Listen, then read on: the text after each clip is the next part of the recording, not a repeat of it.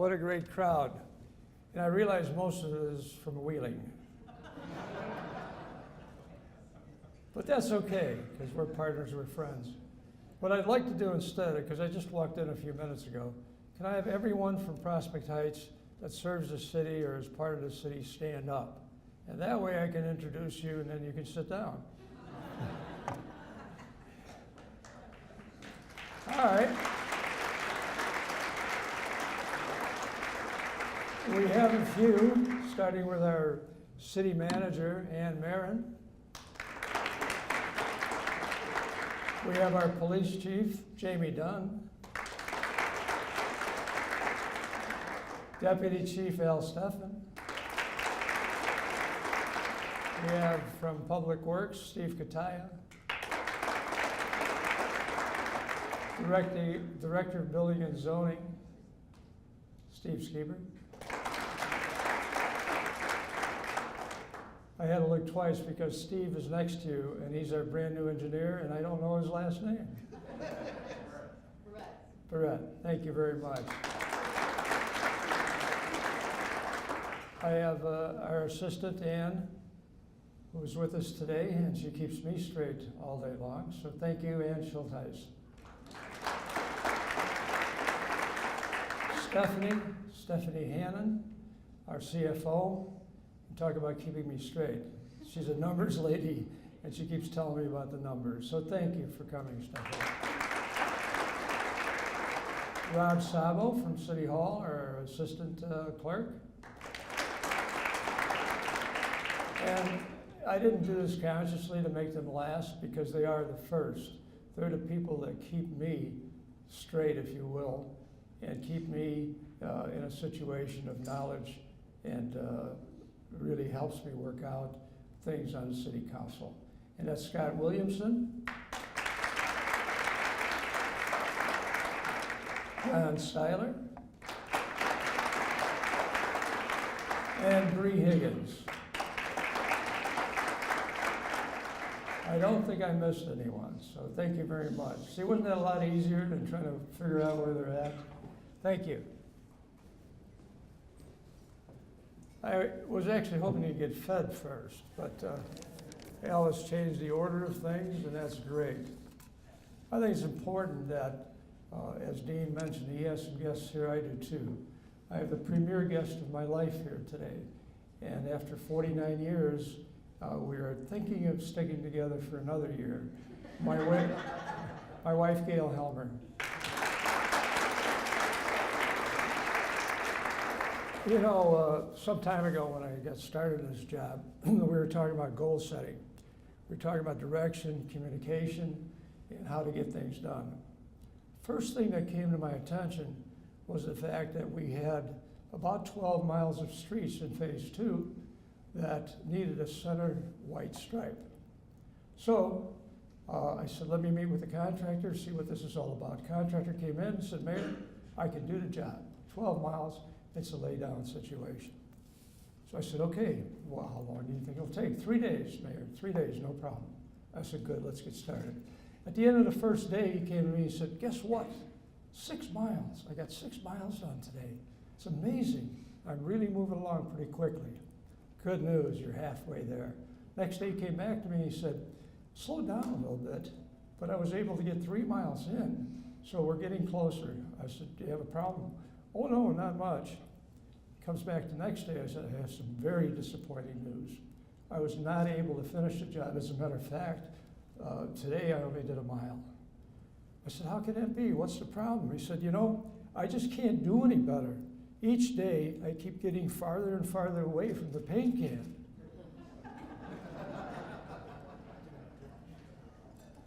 See, Wheeling didn't laugh because Dean has a better joke, and they're going to do better. You know, the year was 2013, and really what a year it was. Flooding, electric lines down, chaos, confusion, levee problems, and much more. By March, we were met with a major snowstorm, and by December, which is just a couple months ago, it all started. The stuff hit the fan. Ice, snow, rain. Our public works crew did a great job, and I'll tell you a little bit about them later. It actually reminded me of the postman's mantra or motto, and I'll do a little paraphrasing. Neither snow nor rain, nor heat, nor the gloom of night stays our police department, city staff, public works, and all our employees from the city. Nothing stays from their swift completion of their appointed rounds. And that's what they did. They worked their butts off.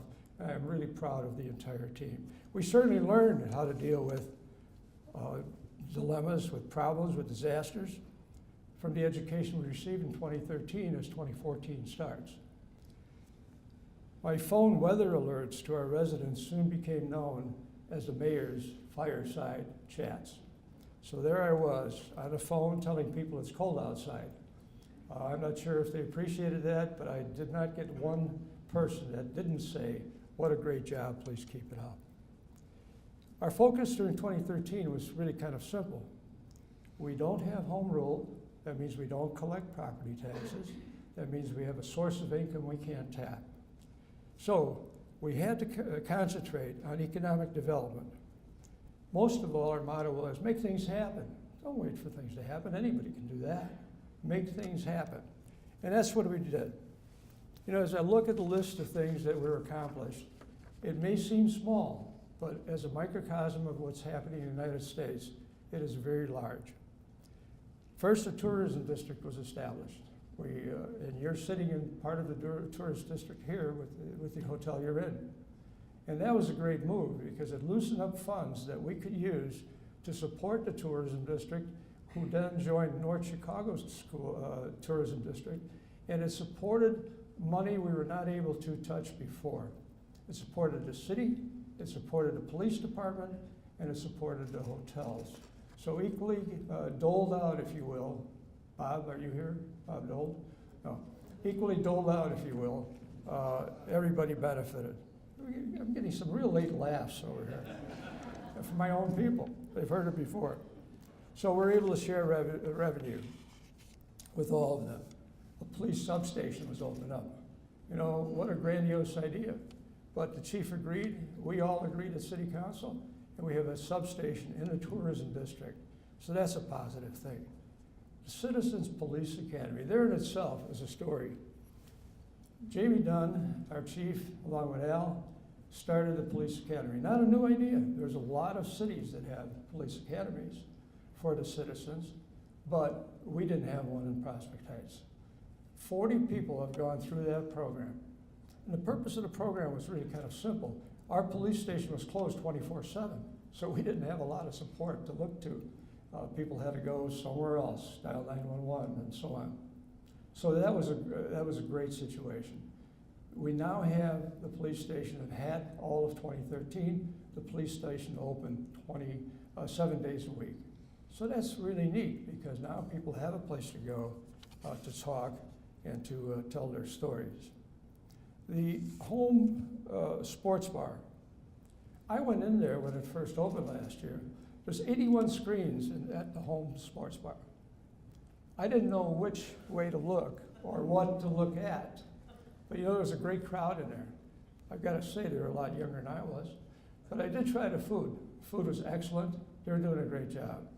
You know, Ann always tells me after I come back and report, gee, these people are really, really doing well, all the new venues we have. She goes, ka-ching, ka-ching.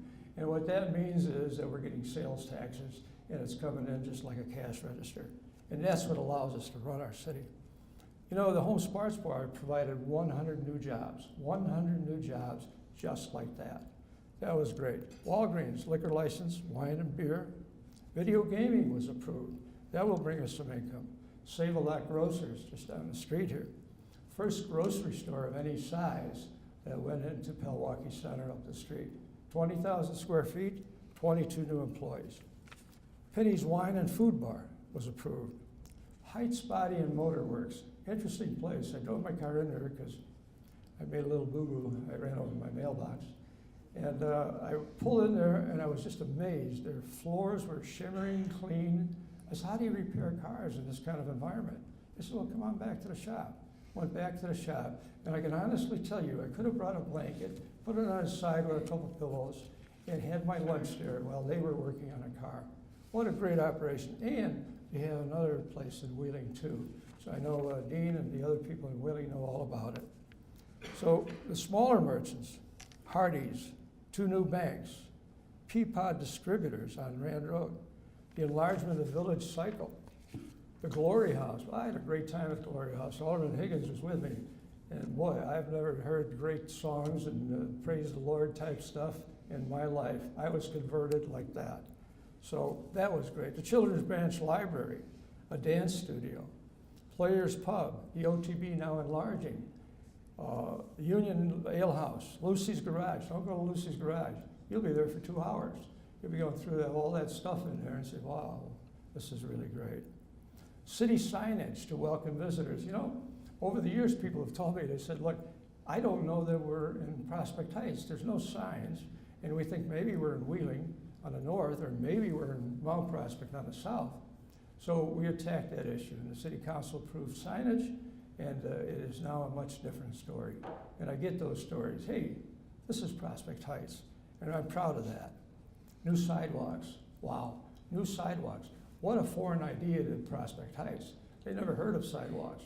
So the great thing was it was done with a grant, and we have just a short stretch of sidewalk goes to District 23 schools, and that's gone very well.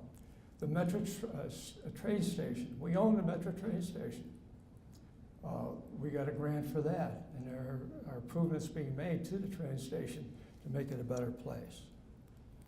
I think the crown jewel really has to do with the streets, because in November of 2013, all the streets in the city of Prospect Heights were either removed and replaced, repaired, or just in general, we do not have what we had before, and that was the reputation of being pothole city.